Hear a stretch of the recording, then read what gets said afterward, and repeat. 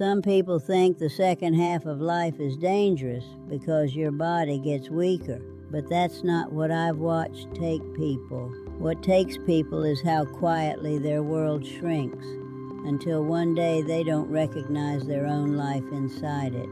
I'm 101 years old now, and if you asked me what the most dangerous thing is in the second half of life, I wouldn't say illness. I wouldn't even say grief. I would say something quieter than both, something that steals people while they're still here. When I was young, I thought danger always arrived with noise. I thought it was a siren in the street, a slammed door, a phone call in the middle of the night, a doctor clearing his throat before saying something you didn't want to hear. I believed danger was something obvious, something you could point to and name. That belief made me feel safe for a long time, because if danger was loud, surely I would hear it coming. But life doesn't always take things from you that way. Sometimes it takes them so slowly you don't notice until you're looking at what's left. I grew up in a house where mornings had a certain smell, coffee, soap, and warm bread if we were lucky. My mother moved quietly. She wasn't cold. She was steady.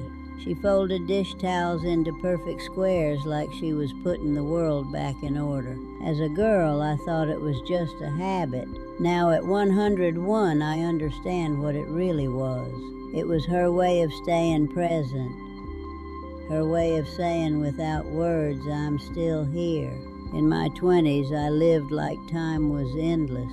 I worked. I laughed. I made plans without thinking much about what they cost. I didn't treat people badly. I wasn't careless with love, but I did what most young people do without meaning to. I assumed there would always be another dinner, another holiday, another phone call, another chance to say what I meant to say the way I meant to say it. I assumed closeness was something you earned once and then it stayed. I didn't know it was something you had to choose again and again in small moments for the rest of your life.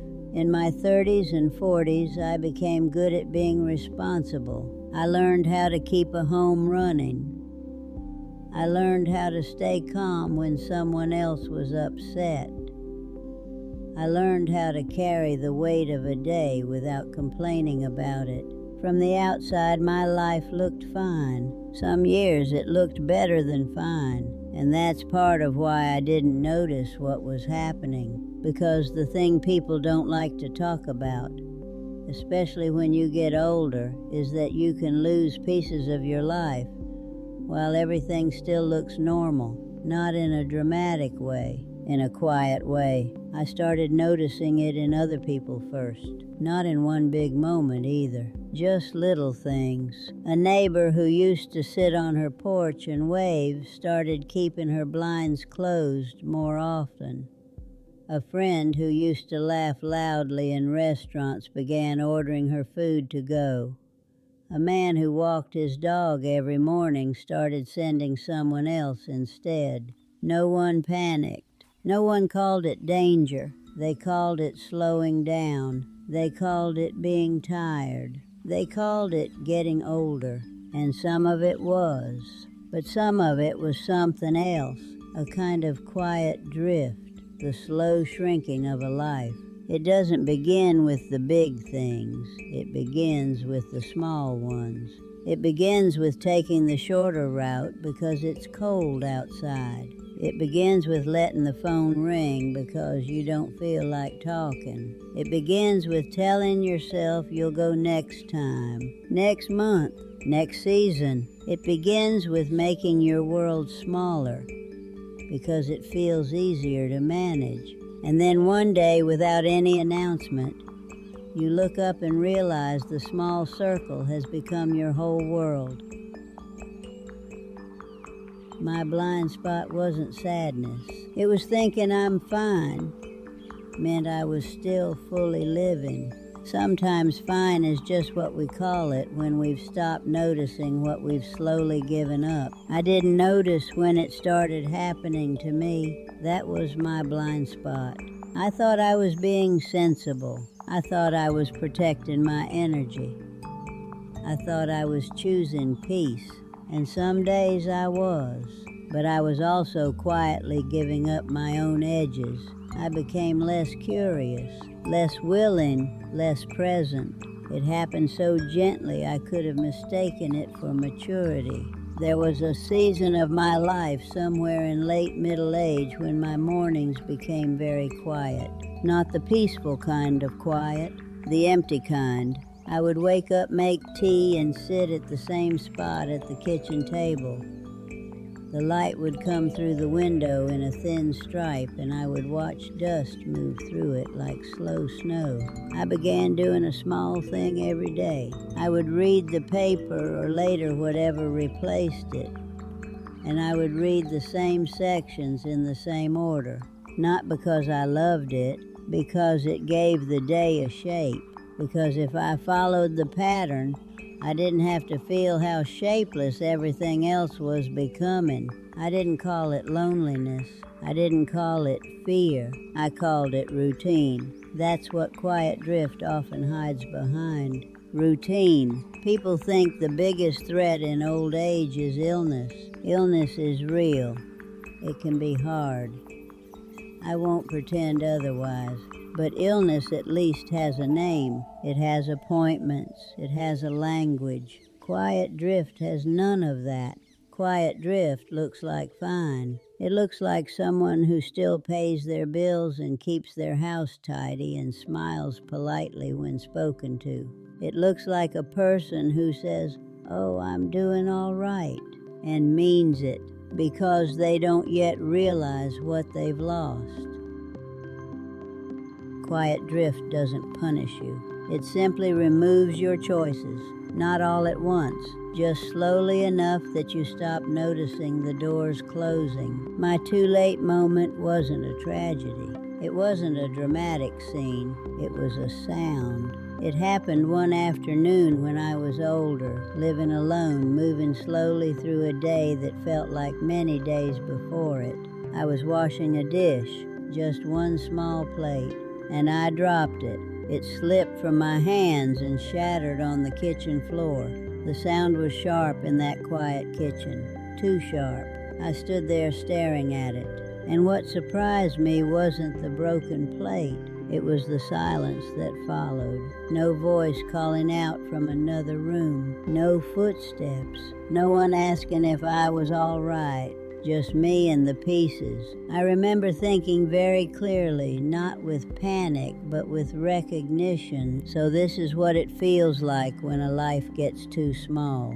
Not dramatic, just thin. And I realized something else too. I hadn't arrived there in one big decision. I had arrived there through 100 tiny ones. I sat down on the floor carefully because getting back up took more time than it used to. And I picked up the pieces one by one. I wrapped them in a towel the way my mother used to. And I cried not because of the plate and not because I felt sorry for myself. I cried because I suddenly understood what I'd been watching in other people for years. How a person can slowly disappear without ever leaving. How you can become a quieter version of yourself until you forget what your own voice sounded like. That was the moment I wish I could have understood earlier. Not so I could have lived louder, but so I could have lived wider. Wider in the small ways. Wider in the ways that matter. Because the opposite of quiet drift isn't grand adventure. It isn't moving across the country at 80. The opposite of quiet drift is presence. It's answering the phone even when you don't feel like it. It's walking to the mailbox instead of asking someone else. It's keeping one chair in your home that belongs to someone else, even if no one sits in it every day.